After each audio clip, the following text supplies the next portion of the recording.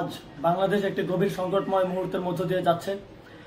এখন পর্যন্ত আমাদের প্রাপ্ত খবর অনুযায়ী আওয়ামী লীগ, ছাত্রলীগ, যুবলীগের সন্ত্রাসীরা গুলি করে কুপিয়ে প্রায় 30-এর অধিক শিক্ষার ছাত্র জনতাকে হত্যা করেছে এবং দিন শেষ হতে হতে এই সংখ্যাটা কোথায় গিয়ে দাঁড়ায় আমরা জানি না।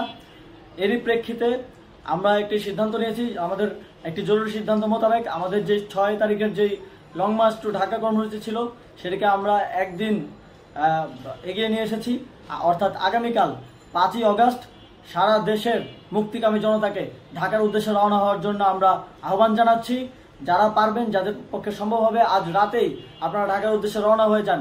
আমরা আগামীকাল সারা দেশের মুক্তিকামী জনতাকে ঢাকায় আসার আহ্বান জানাচ্ছি। বিশেষ করে ঢাকার আশেপাশে যে জেলাগুলো আছে আপনারা দায়িত্ব নিয়ে মসজিদের মাইকে ঘোষণা দিয়ে যাদেরকে পাবেন সবাইকে নিয়ে ঢাকার উদ্দেশ্যে রওনা হন। এই লড়াই আমাদের জন্য একটি চূড়ান্ত লড়াই।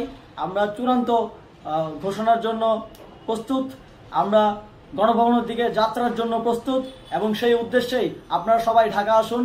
আমরা আপনাদের সবাইকে নিয়ে আমাদের চূড়ান্ত দাবি আদায়ে এগিয়ে যাব। আমি জানি না সমন্বয়করা আজকে রাতে বেঁচে থাকতে পারবে কিনা, কিন্তু আপনাদের উপর আমরা এই দায়িত্ব দিচ্ছি।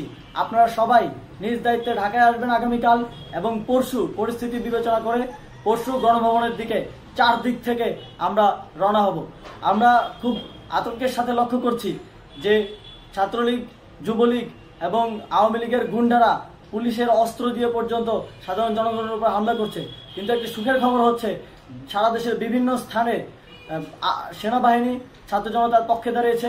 আবার কিছু কিছু জায়গায় যেমন মিরপুর ও মোহাম্মদপুরে সেনাবাহিনী ছাত্র জনতার বিপক্ষে দাঁড়িয়ে গুলি চালাচ্ছে। আমরা সেনাবাহিনীর প্রতি আহ্বান জানাতে চাই, আপনারা এদেশের নাগরিক এবং আপনারা এদেশের নিরাপত্তার দায়িত্বে আছেন, এদেশের জনগণের যানবাহনের নিরাপত্তার দায়িত্বে আছেন। আপনারা দেশের পক্ষে এবং দেশের জনগণের জন্য কাজ করবেন। কোনো খুনি সরকারের জন্য, কোনো খুনি রাজনৈতিক দলের জন্য কাজ করবেন না। এটি এদেশের জনগণ আপনাদের থেকে প্রত্যাশা করে। আমাদের এই আন্দোলনে সম্পূর্ণ সমর্থন দিয়ে হয় নিরপেক্ষ থাকুন অথবা এই খুনি বাহিনীকে, সরকারের খুনি বাহিনীকে প্রতিহত করুন, তাদেরকে যথাযথ শাস্তির আওতায় নিয়ে আসুন। যেই কারফিউ সরকারের পক্ষ থেকে ঘোষণা করা হয়েছে, আমরা স্পষ্টভাবে বলতে চাই সেনাবাহিনী এই ধরনের কোনো কারফিউ বাস্তবায়নের জন্য মাঠে না নামে। যদি মাঠে নামে তাহলে সেনাবাহিনী স্পষ্টভাবে অফিসিয়ালি জনতার বিরুদ্ধে দাঁড়াবে। আমরা চাই না সরকারের এই ষড়যন্ত্রে সেনাবাহিনী পা দিক। সেনাবাহিনীকে জনতার বিরুদ্ধে দাঁড়ানোর যে ষড়যন্ত্র সরকার রচনা করছে সেটিতে সেনাবাহিনী পা দিবে না, এই বিশ্বাস আমরা রাখতে চাই। আওয়ামী লীগ আজ সারা দেশে তাদের খুনি বাহিনীকে নামিয়ে দিয়েও ছাত্র জনতার প্রতিরোধের মুখে টিকতে পারেনি। রাজপথের পরাজিত শক্তি হিসেবে তারা সেনাবাহিনী সহ অন্যান্য বাহিনীকে আমাদের বিরুদ্ধে কাজে লাগানোর চেষ্টা করছে। এই চেষ্টাকে, এই ষড়যন্ত্রকে ব্যর্থ করতে হবে এবং আগামীকাল সারা দেশে মসজিদে মসজিদে ঘোষণা দিয়ে ঢাকার উদ্দেশ্যে আপনারা রওনা হন। প্রত্যেকটি পরিবার থেকে অন্ততপক্ষে একজনকে ঢাকার উদ্দেশ্যে রওনা করে দিন, এই ইতিহাসের সাক্ষী হতে, একটি নতুন বাংলাদেশের অভ্যুদয় ঘটানোর একজন কর্মী হতে। ধন্যবাদ সকলকে।